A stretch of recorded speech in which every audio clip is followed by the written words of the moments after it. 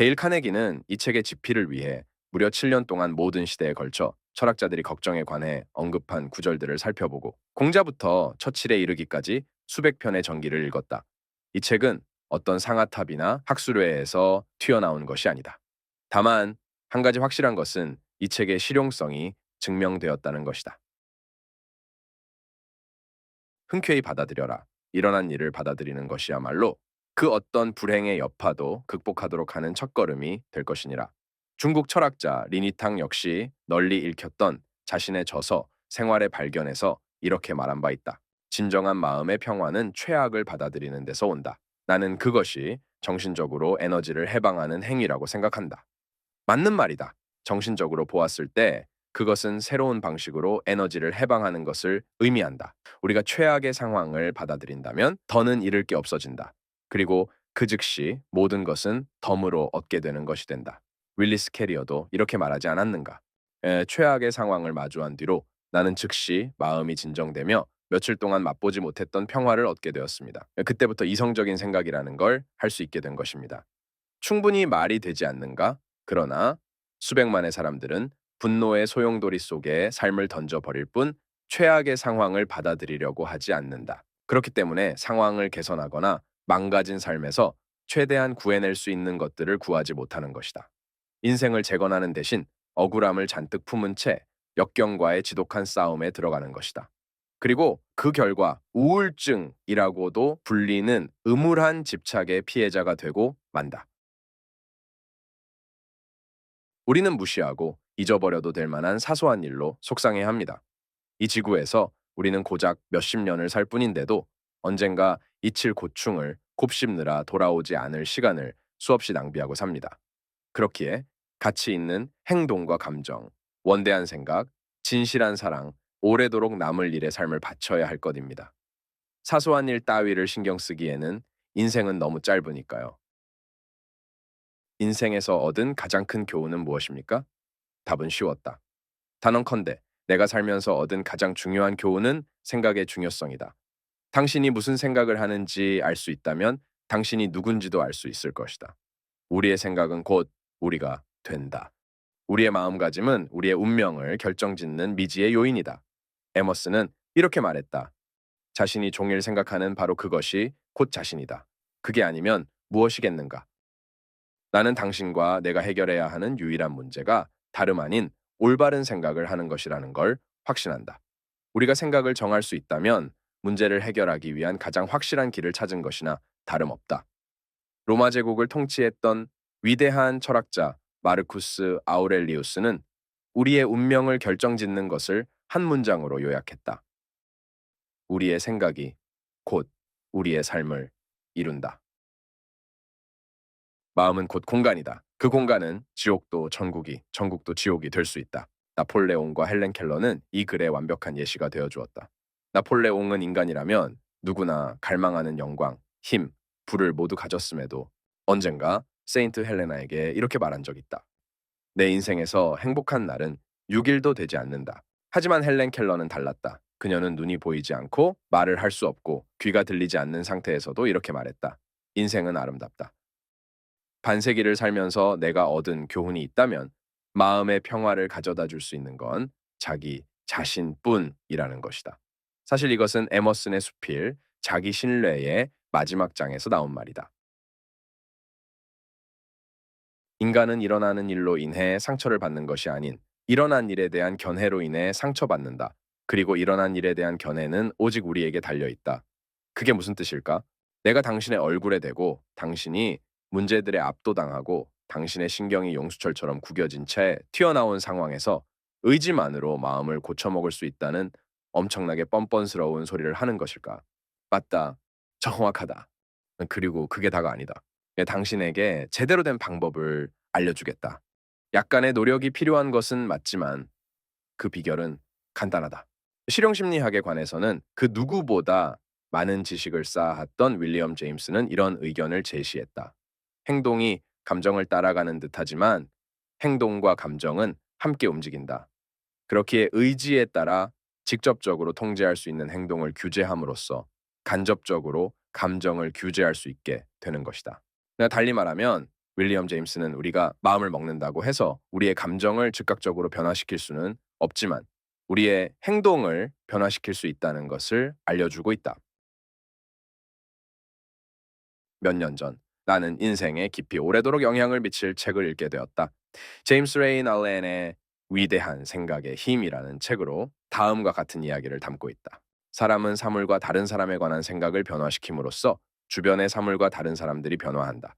자신의 생각을 철저히 변화시켰을 때 얼마나 빠른 속도로 인생의 물질적 조건이 변화하는지에 놀랄 것이다.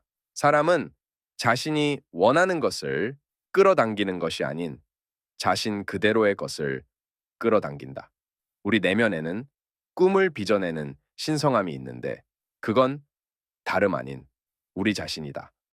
사람이 이루어내는 모든 것은 생각의 결과다. 사람이 성공하고 정복하고 달성하는 유일한 방법은 생각을 키우는 것에 있다. 생각을 키우는 것을 거부한다면 약하고 비참하고 보잘것없이 살아가게 될 것이다. 감사할 줄 모르는 사람들을 대하는 법. 나는 최근에 텍사스에서 분노에 가득 찬 한 사업가를 만났다. 그를 만나면 15분 안에 그가 왜 화가 났는지 알아서 털어놓을 것이라고 귀띔을 받은 뒤였다. 그는 실제로 먼저 이야기를 꺼냈다. 네, 그를 그토록 분노하게 만든 사건은 11개월 전에 일어났다. 하지만 그는 여전히 화가 잔뜩 나 있었다. 그는 다른 이야기는 꺼내지도 않았다.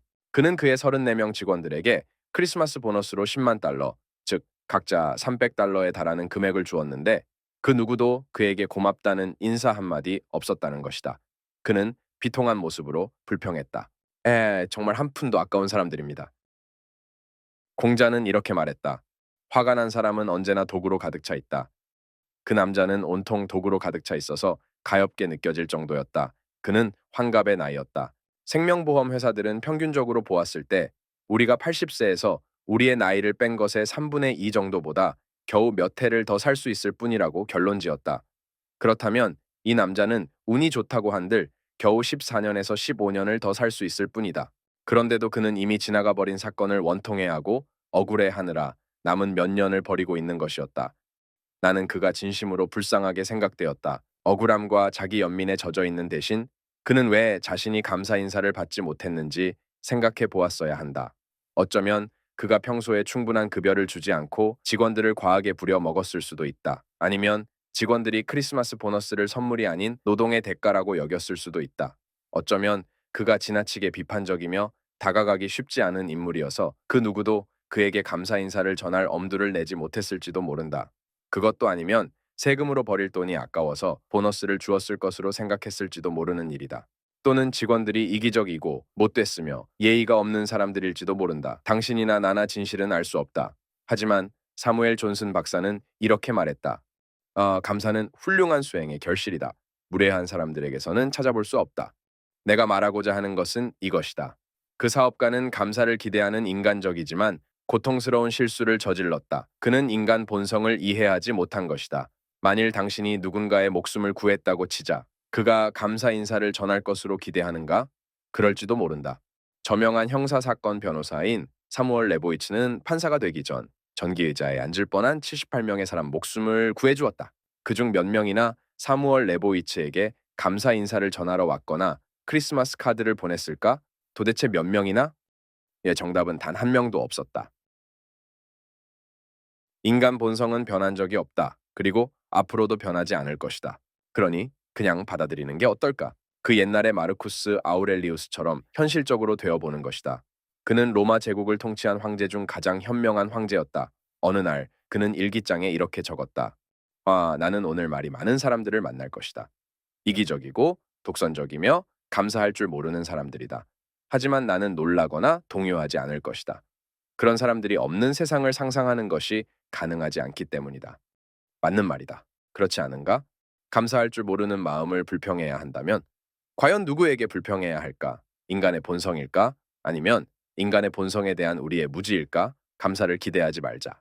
그러면 어쩌다 감사 인사를 받는 날이면 기분 좋은 선물을 얻었다고 생각하게 될 것이다. 그리고 감사 인사를 받지 못했다고 해서 동요하는 일도 없을 것이다. 여기 내가 이 장을 통해 짚고 넘어가고자 하는 첫 번째 요소가 있다. 감사한 마음을 잇는 것이 인간의 본성이라면 감사 인사를 기대하는 것은 곧 두통을 기대하는 것이나 다름없다. 나는 뉴욕에 살며 언제나 외로움을 불평하는 한 여성을 알고 있다. 그녀의 친척마저도 그곳에 얼씬거리지 않았는데 이유는 뻔했다.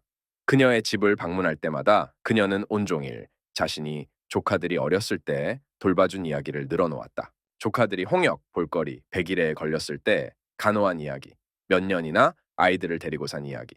그중 하나를 경영대학원에 보내고 다른 아이는 결혼할 때까지 데리고 있던 이야기를 반복해서 들어야 했다. 그런데도 과연 조카들이 그녀를 찾아갈까? 그렇다. 물론 의무감에 의해서다.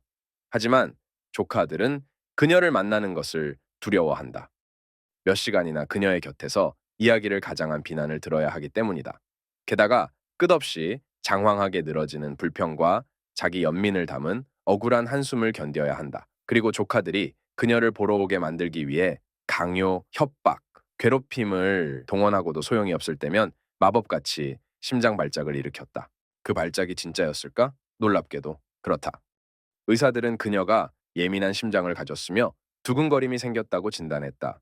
하지만 감정적 문제로 인한 병이기에 해줄 수 있는 게 없다는 것이다. 이 여성이 진정으로 원한 것은 사랑과 관심이다.